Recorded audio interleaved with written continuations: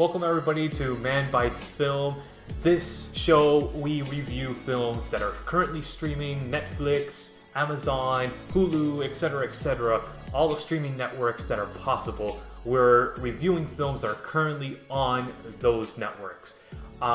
We go into 3 films, one that's going to be our primary focus, and then 2 in our love and hate it segment that we actually go very little in depth, and our featured artist, of course, that we showcase a full music video from the artist, local artists, unsigned artists, etc., that type of thing. My name is Louis Lacau, and I am your host for this show. Today we're going to be reviewing a couple documentaries. The first one, the main feature one, is Print the Legend. This is a Netflix original documentary. I gave this a 7 out of 10, and this is about 3D printers coming to the households. Basically, it follows 2 companies, MakerBots and Formlabs, that are actually making 3D printers. Okay, for people that don't know what 3D printers are, because I was kind of thrown off by that and I didn't know exactly what it was until I saw this documentary. Call me ignorant, whatever, but it basically can make this product. Instead of having to actually manufacture the product, you input the material that you're going to use, and you're able to actually come up with that actual exactly the way that you put it in your computer. So say you want to print this. This could come out of your 3D printer, and you don't actually have to manufacture the product, melt it, mold it, etc. It comes right out of a printer, which is phenomenal because you could make everything. You could make a case for your phone. They've been able to actually manufacture houses out of this huge 3D printers, but they're able to make anything with this stuff. All right, imagine you buy your new iPhone and you're like, oh, I need a case. Usually you have to go out, buy the case, if that, and then you have to actually go and look for a case that suits it, and spend a lot of money doing that because cases aren't cheap. And now with this product, you're able to find the blueprints online, print it out at home in your 3D printer. Same thing.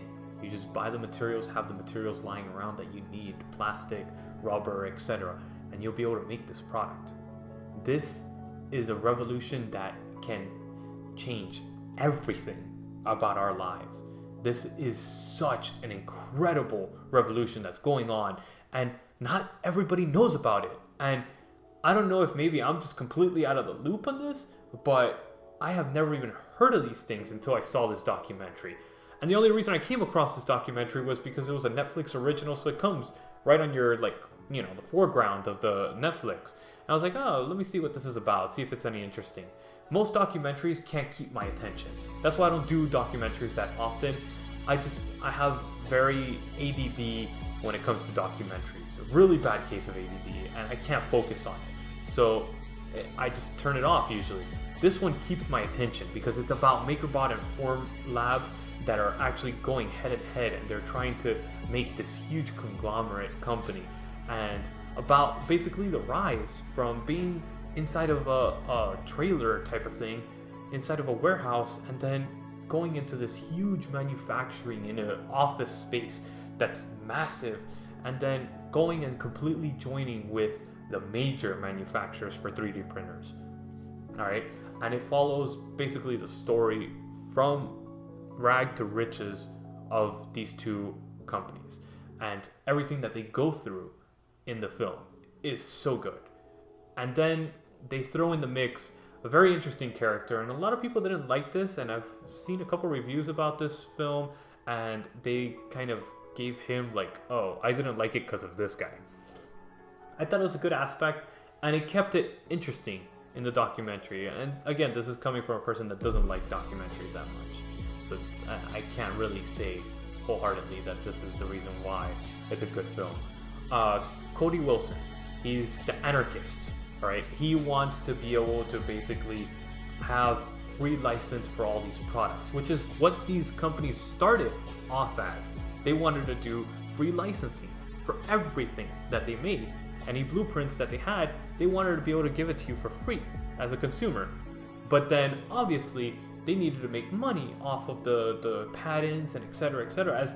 As things get, you know, bigger, the company is going to have to make money to expand and be able to keep up with the demand and everything. So they have to sell it and make profits another way other than selling the actual machine.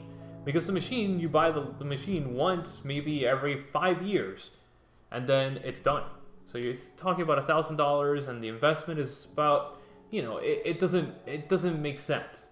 Okay, so they change that, and then they start deciding to copyright their material and sell it online in a marketplace type of thing, the blueprints, that is. And this guy is like, no, I want to go with free products. This is what you guys originally intended to do. Why are you changing that on us now? And then he starts creating things that throw kind of the wrench into the gears, and they tear apart these companies because of these situations that he brings up. He's actually able to make a fully functional gun out of the 3D printer, which is kind of crazy, awesome. But also, you gotta understand, that's a security risk for this country, for every country. Look at what happened in Paris. Look at what happened. Terrorists around the world are trying to find a way to get past security. This is a way around that, and that's not good. Those are things that the government needs to step in and actually take control of, because that's where I see a threat, not in our cell phones and all that stuff. That I'm not even going to go into that. But this is where you see an actual threat coming in. This is where the government needs to come in and keep up with the times. All right. I give this a 7 out of 10. Again, it's streaming on Netflix, obviously, because it's a Netflix original documentary. And please check out our feature artists for this week. They're coming up next, and they are a fantastic band that I really want to give some exposure to. They have phenomenal music. I really like their stuff. All right, and then when we get back after watching the music video, we're going to review 2 other documentaries. There's one that we liked and one that I didn't like. All right, see you in a minute.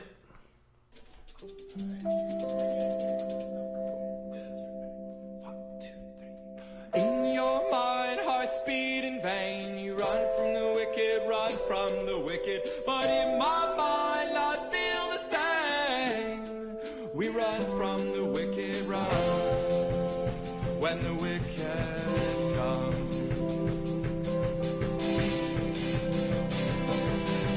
Why slow down and why stop the beat? There's a knife in the message we all twist together. Cause we don't care what your silhouette says. We run from the wicked, run when the wicked come.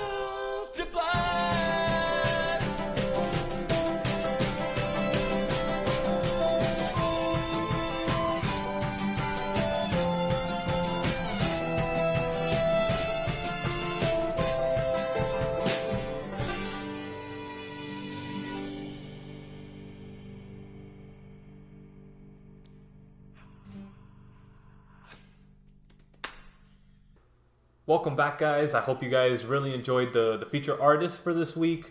And I want to start off reviewing Escape from Tomorrow. This is not a documentary, it's a mockumentary in a way.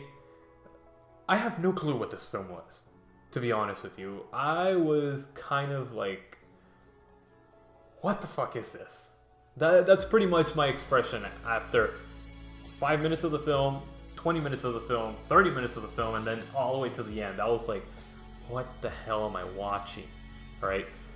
This is a film done by Randy Moore, and the reason that it got such, I guess, of a push was because it illegally filmed in Disney World and Disneyland, and it basically follows this family in Disneyland throughout this story.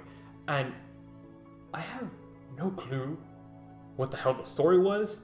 I really don't. Still to this day, I'm trying to figure out what the hell it was. For some reason, it starts off with the guy losing his job and he's trying to hide it. So basically, his life is becoming undone, and his life as he knows it is coming undone. And then his daughter is kind of annoying, and then the wife just doesn't even care for him, and it's just kind of a weird story. And then he keeps gawking at these girls. They're like freaking 12-year-old French girls, and it's really like disturbing at times, and like really like, what am I watching? It's at least the farthest that I understand is that it's the guy's interpretation of what's going on this vacation. He's fantasizing about all these different things happening in Disneyland. I don't think it actually occurred. I think he's just fantasizing and coming undone at the scene. And that's what the whole story is about. But I have no clue, to be honest with you. No clue what the story is about. Alright, let's go into another film that I enjoyed personally. Both of these are streaming on Netflix, and it's called Back in Time. This came out with the Back to the Future tribute from last year, and it basically follows the story of all these different fans that are coming together, making DeLoreans and making replicas of the DeLorean in the film from Back to the Future. And it follows the fans going from convention to convention, talking about how the DeLoreans got souped up, how they got fixed, how they've gotten money to make, you know, these conventions and everything like that, and how they've met all these different stars from the film, and how they love the legacy behind Back to the Future, one of the most influential films of our time. Nobody could doubt that. This film is on my top 10 of all time because it's great. It's a classic. I grew up with the three films and I know them by heart. That's how much I know them. It's kind of slow paced at times, picks up a little bit here and there. It really doesn't have a story arc to keep you interested in the film. But I enjoyed it because I was a Back to the Future fan. And I'm kind of a nerd about all these, like, making all these cosplay things and all that stuff. This is like the ultimate cosplay, that you're decking out your car with all this crazy stuff, you know, you're modeling out the whole back of the car, the whole inside of the car. I mean, that's so cool, in my opinion, you know, it's really, really cool. But it's kind of nerdy, so if you're not into that type of film, then you really won't enjoy this at all. So just skip over it, don't watch it. But if you're a Back to the Future fan or just a cosplay nerd, then you'll really, really enjoy this because it goes a lot in depth into how they made the actual models and everything. It's really cool, interesting storyline. So that's our 3 films for this week. I really hope that you guys enjoyed these reviews, and I hope you guys were able to learn something new about these 3 films, or, you know, brought to your attention about these 3 films. And we will be here every Friday, like always. We'll see you guys next week. My name is Lewis.